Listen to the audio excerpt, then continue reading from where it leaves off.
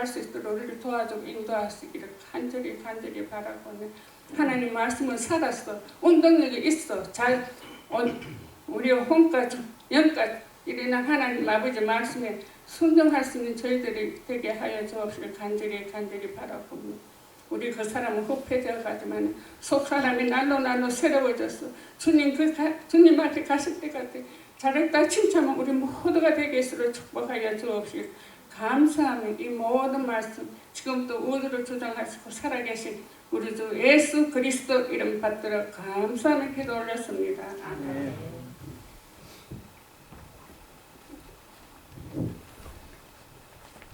Yeah. Bishop Sanders will read the scripture.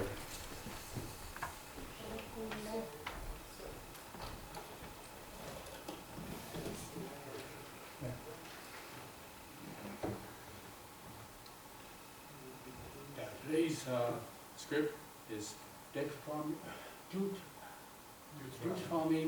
chapter 6, verse 5. You shall love the Lord your God with all your heart, with all your soul, and with all your strength.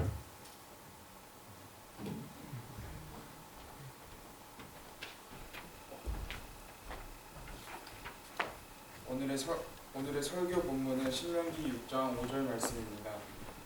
신명기 6장 5절입니다. 너는 내 마음을 다하고 혼을 다하고 힘을 다하여 주 내 하나님을 사랑하라. 감사합니다. Thank you.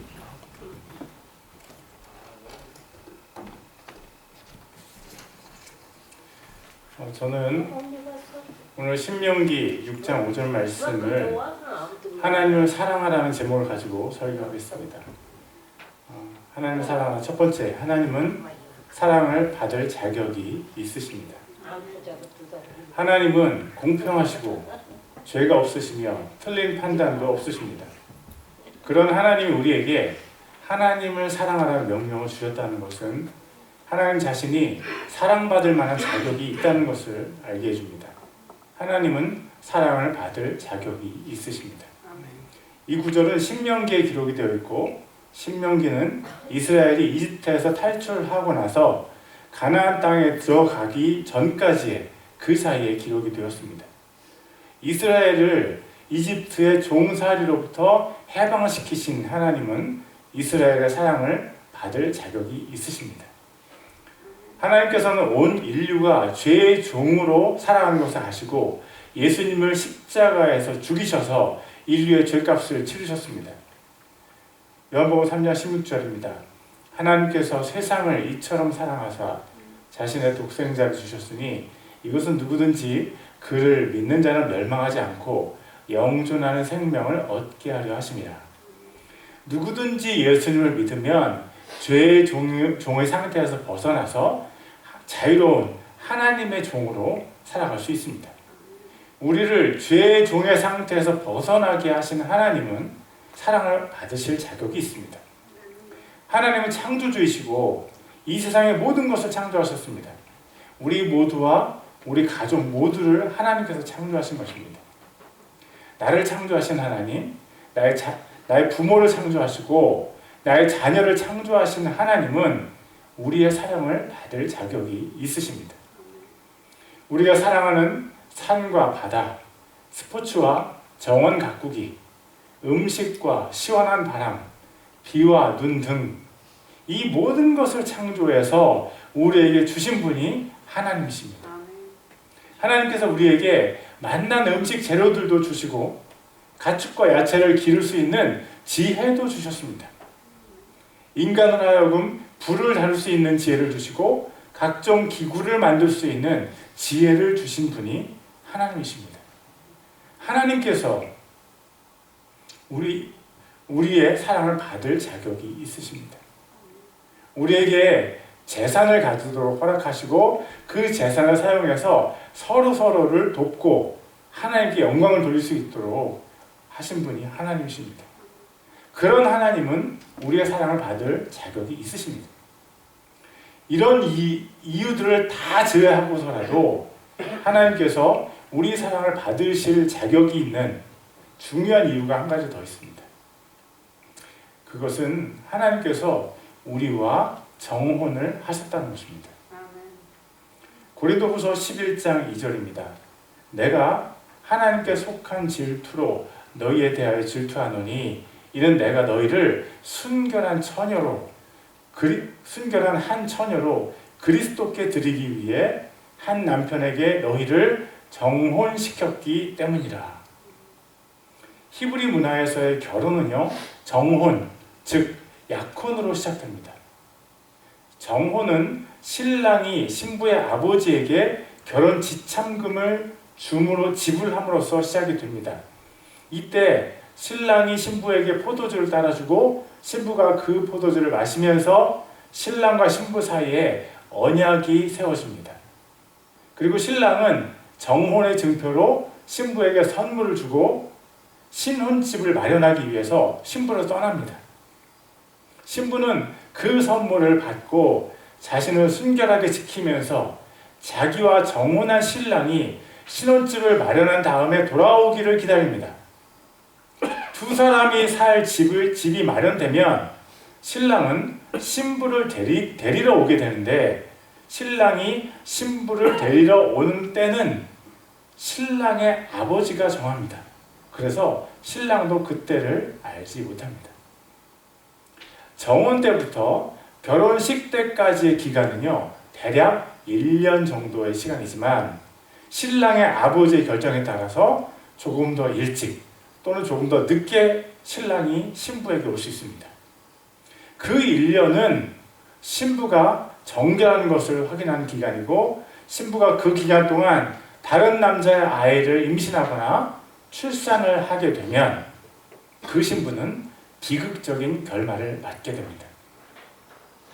히브리 문화에서의 결혼 문화는 성경을 이해하는 데 결정적인 도움을 줍니다.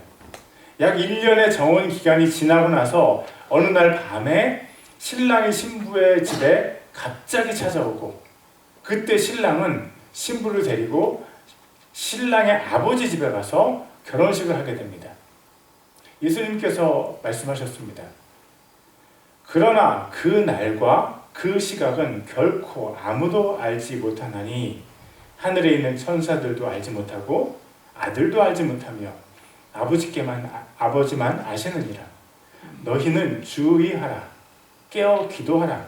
그때가 언제인지 너희가 알지 못하느니라. 우리 중에 예수님을 믿는 사람들은 예수님과 정혼을 한 것입니다. 우리는 예수님의 정혼자, 즉 약혼자들입니다. 예수님과 정혼한 우리가 정결한 신부로 자기를 준비하는 이 기간이 지나서 예수님께서 우리를 데리러 다시 오실 때까지 우리는 예수님과의 결혼식을 기다리며 살고 있습니다. 하나님께서 우리의 사랑을 받으셔야만 하는 이유는 성자 하나님, 즉 예수님께서 우리의 신랑이시기 때문입니다. 정혼은 아직 결혼이 아니지 않느냐라고 반문할 사람이 있을 수도 있지만 히브리 문화에서 정혼은 결혼에 포함된 예식입니다. 히브리 문화에서 정혼한 사람은 이미 결혼한 것으로 간주되었고 정혼 기간에 순결을 지키지 못한 여인은 생명을 잃을 위험이 있습니다. 정혼을 한 사람은 이미 결혼을 한 사람입니다. 예수님과 정혼을 한 우리는 예수님과 이미 결혼을 했고 결혼식은 하지 않았습니다. 예수님과의 결혼식은 예수님과의 순결을 지킨 사람들만이 받을 수 있는 선물입니다. 여러분,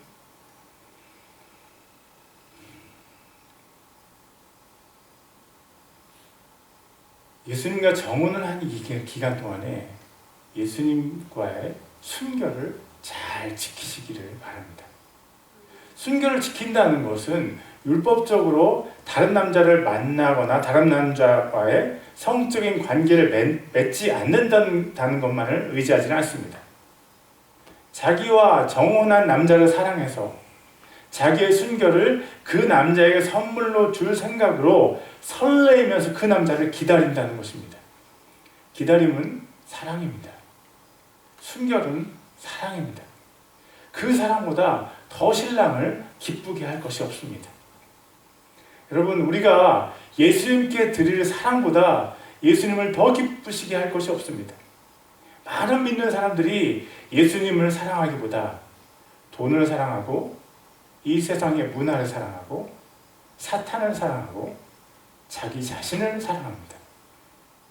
신부된 우리가 예수님을 사랑하고 있는지, 우리가 얼마나 예수님을 강렬하게 갈망하고 기다리고 있는지 우리와 정혼한 예수님은 알고 계십니다. 자신의 십자가의 피로 우리의 몸값, 즉 결혼 지참금을 지불하신 예수님은 우리의 사랑을 받으실 자격이 있으십니다. 우리를 위해서 새 예루살렘 성을 준비하시고 그 성 안에 우리와 함께할 우리의 집을 준비하고 계신 예수님은 우리의 사랑을 받으실 자격이 있으십니다. 충분하십니다. 우리에게 생명수의 강물을 마시게 하시고 가장 럭셔리한 집을 주실 예수님은 우리의 사랑을 마땅히 받으실 수 있습니다. 그러므로 여러분, 우리가 예수님께 합당한 사랑을 해드리는 것이 당연한 것입니다. 우리의 배우자인 남편인 예수님께서 우리의 사랑을 받으실 자격이 당연히 있으십니다. 2023년에 세계 침례교회는 하나님을 사랑하는 일을 가장 우선으로 할 것입니다. 교회가 가장 먼저 해야 할 일이 하나님의 사랑이고, 교회가 언제까지나 해야 하는 가장 중요한 사명이 하나님 사랑입니다. 하나님께서 이 땅에 교회를 주신 목적이 하나님 사랑입니다. 어떤 사람들은 성경에서 가장 중요한 것이 무엇이냐고 물으면 십계명이라고 대답하기도 합니다. 십계명이 중요한 것은 분명합니다. 그러나 십계명 자체가 가장 중요한 것은 아닙니다. 어떤 사람은 성경에서 가장 중요한 것이 산상수훈이라고 말합니다. 산상수훈은 예수님께서 산 위에서 제자들을 가르치신 말씀이고 마태복음 5장부터 7장까지 기록이 되어 있습니다. 그러나 산상수훈도 성경에서 가장 중요한 것이 아닙니다. 어떤 사람은 요한복음 3장 16절이 가장 중요하다고 합니다. 하나님께서 세상을 이처럼 사랑하사 자신의 독생자를 주셨으니 이것은 누구든지 그를 믿는 자마다 멸망하지 않고 영존하는 생명을 얻게 하려 하심이라. 요한복음 3장 16절은 정말 너무너무 중요한 말씀입니다.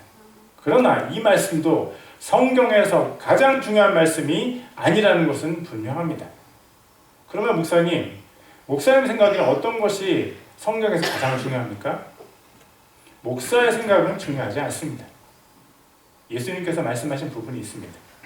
한 율법사가 예수님을 시험하기 위해서 이렇게 물었습니다. 마태복음 22장 35절에서 36절입니다. 그때 그들 중에 한 율법사가 그분을 시험하려고 그분께 질문하여 이르되 선생님이여 율법에서 큰 명령은 무엇이니까 하매. 예수님, 성경에서 가장 큰 명령이 무엇입니까? 그 질문에 예수님께서 이렇게 대답하셨습니다. 마태복음 22장 37절에서 40절입니다. 예수님께서 그에게 이르시되 너는 내 마음을 다하고 혼을 다하고 생각을 다하여 주 내 하나님을 사랑하라. 이것이 첫째가는 큰 명령이요 둘째 명령은 그것과 같은 것으로서 너는 내 이웃을 내 자신과 같이 사랑하라 이니라. 모든 율법과 대언자들의 글이 이 두 명령에 매달려 있느니라 하시니라. 성경의 가장 큰 명령은요, 내 마음을 다하고 혼을 다하고 생각을 다하여 주 내 하나님을 사랑하라는 말씀이다. 두 번째 명령, 큰 명령은 너는 내 이웃을 내 자신과 같이 사랑하라는 말씀이다. 그 두 번째 명령은 첫 번째 명령과 동일한 중요성이 있습니다. 그러나 이웃사랑이 두 번째인 까닭은요, 우리가 이웃사랑보다 하나님 사랑을 먼저 해야 하기 때문입니다. 참된 이웃사랑은 하나님 사랑이 이루어진 다음에 가능한 것입니다. 하나님 사랑과 이웃 사랑을 모두 다 이룰 수 있는 방법은 순서를 잘 지키는 것입니다. 먼저 하나님 사랑을 충분하게 이루어내면 내 속에 더러운 세력들이 다 쫓겨나고 내가 하나님의 뜻을 행할 수 있는 준비가 됩니다. 그런 상태에서 비로소 이웃 사랑을 할 때 하나님께서 원하시는 이웃 사랑을 할 수 있습니다. 우리가 이웃보다 하나님을 먼저 사랑해야 되는 또 다른 이유는 예수님께서 교회인 우리의 남편이시기 때문입니다. 여러분, 교회인 우리의 남편인 예수님을 먼저 사랑합시다. 배우자는 사랑해주지 않으면서 다른 사람들만 사랑하는 사람은 결혼할 자격이 없습니다. 교회 봉사도 중요합니다. 그렇지만 먼저 가정에서 봉사하십시오. 목회자를 섬기는 것 좋지요. 그렇지만 그 전에 먼저 여러분의 배우자와 가족을 섬기십시오. 그러나 일시적인 배우자와 일시적인 가족을 섬기느라 분주해서 우리의 영원하신 배우자이신 예수님을 사랑할 시간이 부족하다면 그것은 잘못된 것입니다. 여러분, 여러분의 가족을 섬기기 전에 여러분의 남편이신 예수님을 먼저 섬기고 사랑하십시오. 우리의 남편이신 예수님은 우리에게 우리의 사랑을 요구하실 권리가 또 자격이 있으십니다. 하나님을 사랑하라 첫 번째, 하나님은 사랑을 받을 자격이 있으십니다. 우리의 남편이신 예수님은 우리의 사랑을 받으실 자격이 있습니다. 두 번째, 우리에게서 100%의 사랑을 기대하시는 하나님은 정당하십니다. 오늘의 본문을 다시 한번 보겠습니다. 신명기 6장 5절, 너는 내 마음을 다하고 혼을 다하고 주 힘을 다하여 주 내 하나님을 사랑하라. 이 한 구절에서 3번 반복되는 말이 있습니다. 그것은 다하고 다하다라는 말입니다. 우리가 하나님 사랑을 얼마나 하면 됩니까? 하루에 성경을 3장 또는 10장을 읽으면 하나님을 사랑하는 것입니까? 하루에 기도를 1시간 아니면 3시간 하면 우리가 하나님을 사랑하는 것입니까? 또는 하나님께서 긍휼히 여기시는 노숙자들을 열심히 섬기면 그것으로 우리가 하나님을 사랑했다고 할 수 있습니까? 하나님께서 모세에게 주셨고 예수님도 인용하신 이 구절은 우리에게 특정한 행동을 하라는 식의 해법을 제시하지 않습니다. 마음과 목숨과 힘을 다하고 또 다해서 하나님을 사랑하라고 했습니다. 그저 다해서 라고 말씀하셨습니다. 하나님은 욕심장인 것 같습니다. 하나님은 우리의 마음의 100%, 우리의 목숨의 100%, 그리고 우리의 힘의 100%를 요구하고 계시지 않습니까? 하나님 너무하신 거 아닙니까? 제 생각에는 하나님이 너무하신 것이 아닙니다. 왜 그렇습니까? 마음을 다하고 혼을 다하고 힘을 다하는 사람은요, 이 세상에 어느 여성이라도 그 여성을 사랑하는 남성에게 요구하는 바로 그만큼의 사랑인 것 같습니다. 여자는 자기를 사랑해주는 사람을 위해서 목숨을 버리고 남자는 자기를 알아주는 사람을 위해서 목숨을 버린다는 말이 있습니다. 어떤 남자가 어떤 여자에게 결혼을 하자고 합니다. 그때 여자가 남자에게 요구하는 사랑은 어느 정도의 사랑일까요? 제가 남자니까 틀릴 수도 있습니다. 그렇지만 여성이 이 정도의 사랑을 기대하지 않을까라고 저는 생각해 봅니다. 여자는요, 남자의 마음을 다하고 목숨을 다하고 힘을 다해서 자기를 사랑해주는 그 남자를 그 정도의 사랑을 기대하지 않겠습니까? 어느 여자가 남자의 마음 중에서 80%만으로 만족할 수 있겠습니까? 어느 남자가 A라는 여자를 80% 사랑하고 B라는 여자를 20% 사랑한다고 해서 A라는 여자가 기뻐하면서 나 80% 사랑받아 기뻐하면서 그 남자를 받아들이겠습니까? 저는 아니라고 생각합니다. 여자는요, 남자의 마음에 100%를 기대하고 그 100%를 확인했을 때 그 남자의 사랑을 신뢰하게 된다고 저는 생각합니다. 목숨과 힘도 마찬가지입니다. A라는 여성을 사랑한다는 남성이 자기 목숨의 90%를 A라는 여성을 위해 바친다고 말하면 그 A라는 여성이 만족하겠습니까? 그 남성이 자신의 목숨의 10%를 B라는 다른 여성에게 바친다는 사실을 안 즉시 A라는 여성은 불같이 화를 내지 않겠습니까? 어느 남성이 자신의 힘의 75%를 바쳐서 C라는 여성을 사랑한다면 그 여성은 자신이 받지 못한 25%의 그 사랑을 인해서 그 남자에게 실망하지 않겠습니까? 여러분, 어떤 여성도 남성에게 기대하는 사랑이 80%, 95%가 아닙니다. 모든 여성은 자기를 사랑하는 남성의 100%를 기대합니다. 그렇다면 하나님께서 우리에게 기대하시는 사랑이 100%라고 해서 그런 하나님의 기대를 우리가 지나치다라고 얘기할 수 있습니까? 아니죠. 누구든 100%의 사랑을 요구합니다.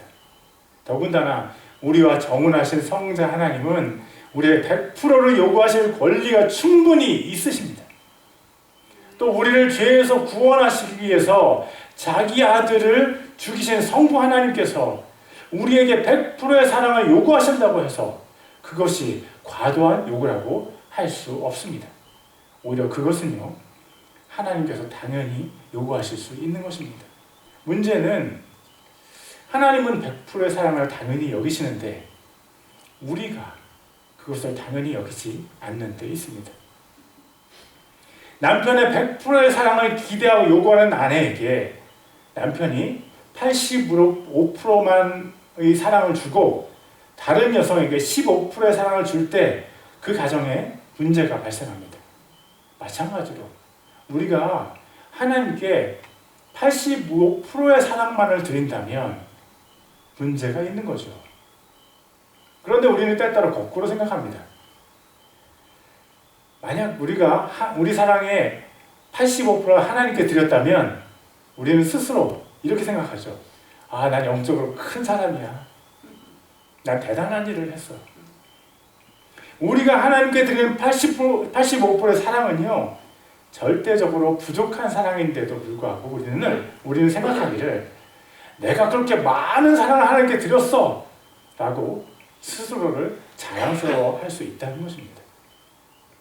여러분, 하나님은요, 우리 사랑의 100%를 요구하십니다. 하나님을 55% 사랑하고 세상을 45% 사랑하는 것으로 하나님을 만족시킬 수 없습니다. 어떤 아내도 남편의 55%로 만족할 수 있는 그런 아내는 이 세상에 없습니다. 100%를 기대하시는 하나님은 정당하십니다. 우리 사랑의 100%를 하나님께 드립시다. 하나님을 사랑하라. 첫 번째, 하나님은 사랑을 받을 자격이 있으십니다. 우리의 남편이신 예수님은 우리의 사랑을 요구하실 자격이 있으십니다. 두 번째, 우리에게서 100%의 사랑을 기대하시는 하나님은 정당하십니다. 우리 사랑의 100%를 하나님께 드립시다. 세 번째, 하나님은 부족한 우리를 받아주십니다. 하나님을 100% 사랑하라고요? 그러면 너무 숨 막히는 거 아닌가요? 그게 가능하기나 한 일입니까? 정직하게 말하면 저도 잘 모르겠습니다. 저는 하나님을 100% 사랑해 본 적이 없습니다. 저도 지금껏 한 발을 세상에 걸쳐놓고 또 다른 한 발을 하나님께 걸쳐놓고 살아왔습니다. 하나님을 사랑하라고 설교하고 하나님을 사랑한다고 기도도 하고 찬양도 하고 하나님을 사랑하기 위해서 노력하고 있습니다. 그러나 이내 실패하고 마는 저 자신을 확인합니다. 그러면 저는 영원히 하나님을 온전히 100% 사랑할 수 없는 것일까요? 저는 또 그렇게 생각하지는 않습니다. 천국에서 우리는 하나님을 100% 사랑하게 될 것입니다. 천국에서는 우리가 하나님을 사랑하는 것을 방해하는 어떤 악의 세력도 없습니다. 하나님께서 우리에게 100%의 사랑을 요구하시긴 하지만 동시에 우리가 그렇게 할 수 없는 것도 하나님은 잘 아신다고 저는 생각합니다. 그리고 그렇게 부족한 우리를 하나님께서 받아주신다고 믿습니다. 로마서 5장 8절입니다. 우리가 아직 죄인 되었을 때 그리스도께서 우리를 위해 죽으심으로 하나님께서 우리를 향한 자신의 사랑을 당당히 제시하셨느니라.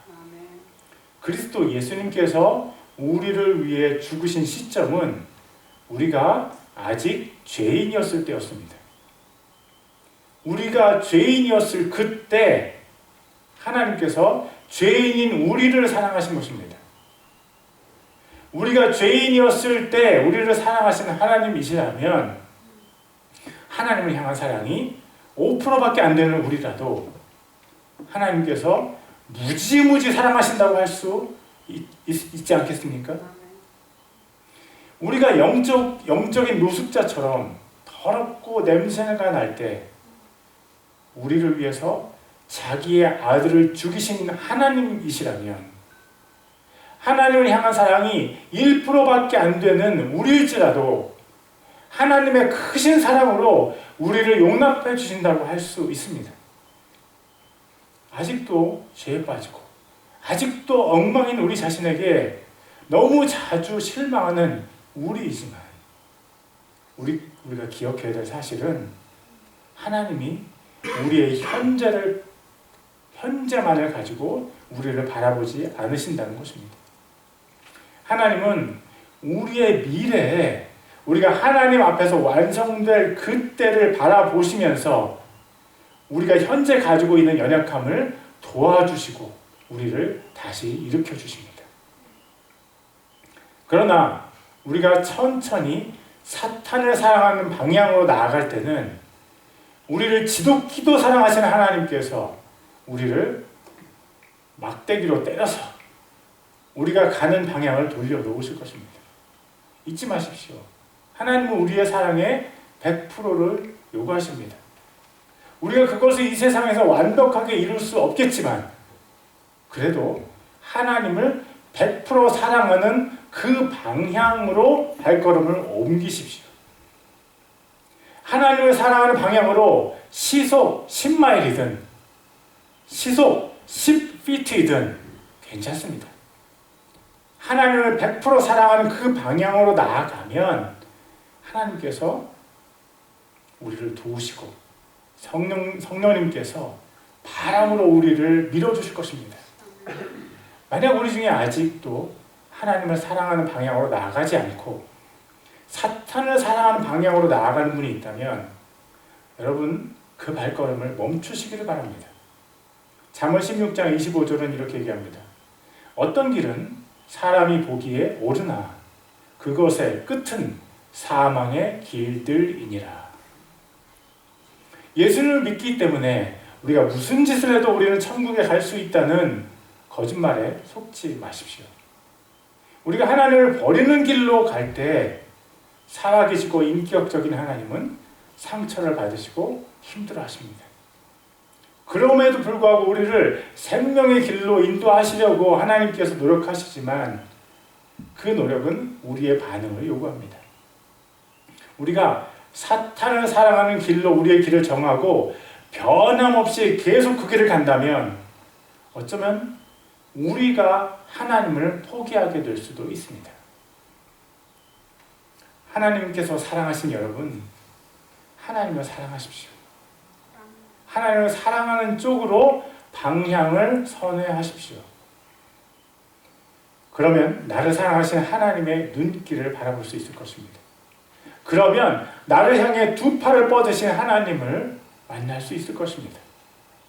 그러면 나를 하나님의 방향으로 밀어주시는 성령님의 도우심을 경험할 수 있을 것입니다. 하나님을 100% 사랑하는 그 길, 마음을 다하고 혼을 다하고 힘을 다하여 하나님을 사랑하는 그 길에 우리 모두가 있기를 원합니다. 하나님은 부족한 우리를 받아주십니다. 하나님을 사랑하는 방향으로 나아갑시다. 하나님을 사랑하라. 첫 번째, 하나님은 사랑을 받을 자격이 있으십니다. 우리의 남편이신 예수님은 우리의 사랑을 요구하실 자격이 있으십니다. 두 번째, 우리에게서 100%의 사랑을 기대하시는 하나님은 선하십니다.